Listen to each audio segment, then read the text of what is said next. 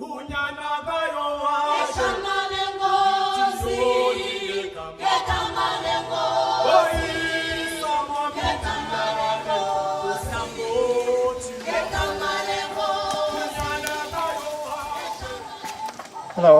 I'm Beryl Forrester, and here we are in Catel, Guinea Bissau. And I've been here about 7 years now, and at the end of this year, end of 2012, I will be completing 13 years here in West Africa. And it's really been a very exciting time, very exciting part of my life. I've been very happy to be here. So I'd like to talk to you a little bit about what I've been doing and what life is like here. I would say one word that typifies our mission here, one thing that's very important to us, is the idea of hope.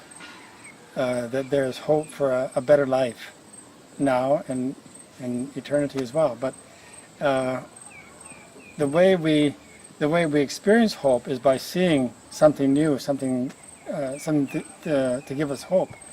And so part of our work has to do with agriculture, and we are working at transforming some agricultural practices, and we are introducing new crops. We're working at making food more available for people here. And in Guinea Bissau there is a great deal of hunger, a great lack of nutrition, and many of the foods have to be imported. And that is totally uncalled for. This place is very rich.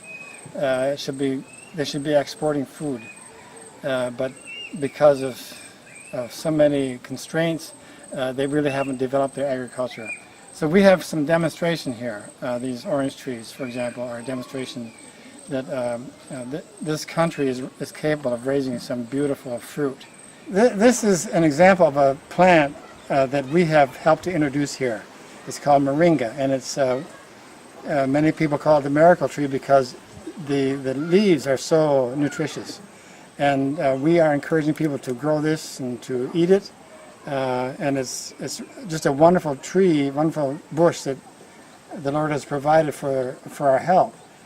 Chaya is another plant that we have helped to introduce here. It's from Mexico, and it grows very easy. And you've got some of the richest green leaves that are available in the world.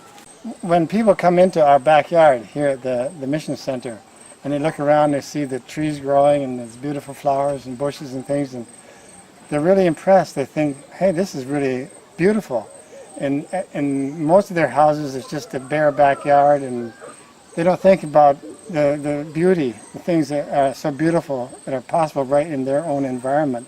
So again, just helping people to catch a vision for the things that are beautiful is a way of showing a better way to live. One of the greatest pleasures for me as a missionary here in West Africa has been to help people to know Jesus and to introduce Jesus to them, to demonstrate the Christian life for them and to teach them God's Word. And I have here with me two guys who have been very close to me. I've been working with them for a number of years, and it's been really good to see the growth, the spiritual growth in their lives, and the way that their lives are being changed. This is Teni Mane and his brother Jibi Mane. They are both in the leadership in the church here in Catel, and they both have experienced a great deal of change in their lives from the way they were living 7-8 years ago. Teni is going to share a little bit about his testimony about the way his life has been changed. Mes ancêtres, tous étaient des animistes, ne connaissaient pas Jésus. They were a family of animists, and none of their ancestors knew Jesus. They were all believed in spirits. And so after we came here with the gospel and began teaching these guys, little by little they began to know who God is and understand Jesus, and it created a desire in their hearts to become disciples of Jesus. On a commencé de voir les transformations, les différences entre la vie animiste et la vie chrétienne. And then they began to see the difference between the Christian life and the life of an animist, and they began to see some significant transformations in their lives.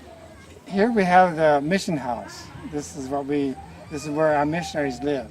It has 2 guest rooms and 3 bedrooms and a kitchen. This is the clinic building for the mission in Catel. And it started out to be a cashew processing building, but then we needed a clinic more urgently than we needed the cashew building, so we turned it into a clinic. And it's just now in the process of being kind of refurbished as a clinic. We've had to do some redecoration and made some changes here and there, build an outhouse and what have you to make it acceptable for a clinic. And we are very close to being certified as a clinic by the Ministry of Health in Bissau, so that we'll be part of the public health system. So that's what we are working toward, and once we have that status, we'll be in business as far as healthcare. We have about between 150 to 200 people per week coming to this clinic, and so we are pretty busy. Right now we have Terry Ann Edwards is here as the RN, and then also you'll see on these pictures Tenny Mani, who's a student nurse. So this next year, 2013, is going to be a year of change for us here at the mission. It's the year in which I am hoping to retire, and I'm hoping that there's going to be some new people come along and take my place. Also, Andrew's term will finish in 2013, so there's going to be quite a bit of change here. And so I'm very eager to retire, but I also am going to stay connected because I plan on retiring about 35 miles from here. So I'll be in the area and continuing to be helping wherever it's appropriate. And so this is my home, and this is where I plan on spending probably the rest of my life. I built a small retirement cottage not too far from here, and so that's where I'm going to live. So I really appreciate everyone's support, and I know that many of you are praying for the work here, and so we really appreciate that. And any other ways that you are involved with financially contributing in other ways, in your visits, it's just so many ways that you have been helpful, and we really appreciate all those things. Thank you.